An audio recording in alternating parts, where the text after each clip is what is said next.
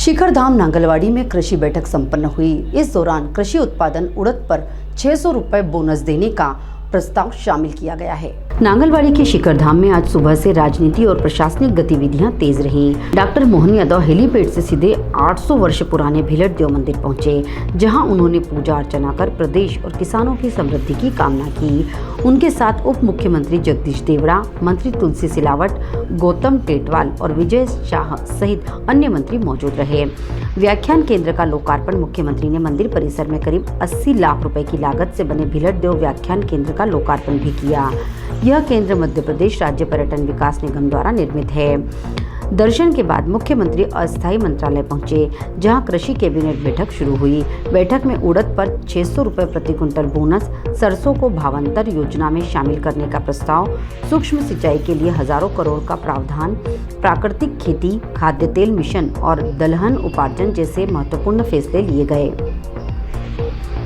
बड़वानी में नवीन आधुनिक कृषि उपज मंडी बनाने तथा खेतिया मंडी को आदर्श मंडी के रूप में विकसित करने की घोषणा भी की गई।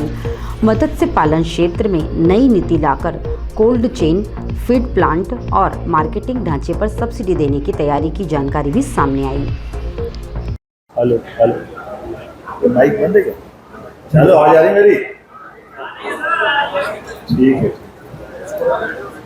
आज के इस प्रेस वार्ता में बड़वानी के अंदर कृषि कैबिनेट भगोरिया को राष्ट्रीय पर्व बना करके उसके आनंद के साथ भगोरिया हाट के इस आयोजन में भी हमारे सभी माननीय मंत्रीगण, साथ ही साथ भिलट देव के देवस्थान पर कई निर्माण कार्य का लोकार्पण और खास बात किसान कल्याण वर्ष में कृषि कैबिनेट बड़वानी अंचल में पहली बार जो करने का निर्णय किया गया, उस परिप्रेक्ष्य में मैं राज्य की जनता को, क्षेत्र के नागरिकों को, स्थानीय वासिंदों को, सबको बधाई देना चाहूँगा।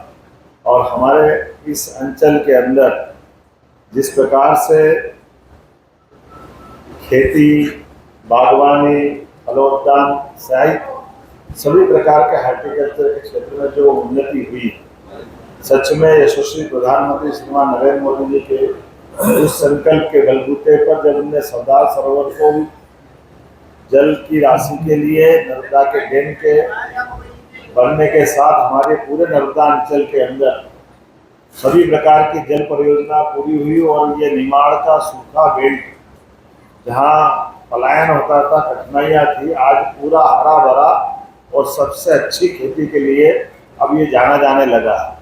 मैं बधाई देना चाहूँगा हमारे अपनी सरकार के पूर्व मुख्यमंत्री को, हमारे सभी प्रकार के शासन के साथ माननीय प्रधानमंत्री जी को, श्रीमान नरेंद्र मोदी जी को, जिनके नेतृत्व में हमारी सरकार लगातार अलग अलग वर्ष को जनता के कल्याण से जोड़ करके उनके नाम के आधार पर जो 4 श्रेणी माननीय प्रधानमंत्री ने बताई, इसमें किसान कल्याण वर्ष हमने ये वर्ष 2026 मनाने का निर्णय किया।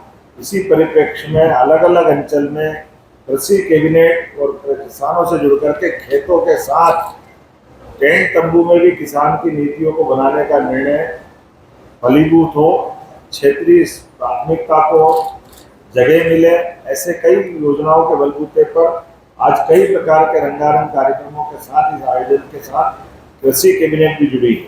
मैं अभी आपके साथ किसान कैबिनेट के नाम से ये कृषि कैबिनेट जो की गई है उसकी जानकारी शेयर करना चाहूँगा। उल्लेखनीय है कि हमने नांगलवाड़ी में बड़वानी के अंदर ये कृषि कैबिनेट जो आयोजित की है, जिसमें किसानों के कल्याण के लिए संबद्ध 6 महत्वपूर्ण विभागों की 16 योजनाओं में अलग अलग निर्णय लिए हैं। इसका समग्र रूप से 27,746 करोड़ का भार सरकार वहन करने वाली है। कि किसानों के कल्याण के लिए हम ये राशि खर्च करेंगे। कृषि का 1, इसमें अलग अलग विषय हैं, उद्यानिकी के 3, पशुपालन के 4, मछुआ कल्याण के 2, सहकारिता के 4, नर्मदा घाटी विकास के 2 प्रस्ताव इसमें शामिल है। नर्मदा घाटी विकास विभाग अंतर्गत बगला उद्वन माइक्रो सिंचाई परियोजना स्वीकृत की गई, जिसमें इस तहसील के 33 गांवों की 15,500 हेक्टेयर में सिंचाई होगी, जिसकी लागत लगभग 861 करोड़ रुपए के आसपास की है। इसी तरह 5 सेमल की सिंचाई परियोजना जिसमें 5 सेमल तहसील के 53 गांवों के 22,500 हेक्टेयर की सिंचाई इस क्षेत्र में होगी, जिसकी लागत लगभग 1208 करोड़ की आने वाली है। ये कैबिनेट के मैंने संक्षेप में प्रस्ताव बताए हैं। अलग अलग विभागवार अगर 27,746 करोड़ को मैं बताना चाहूँगा।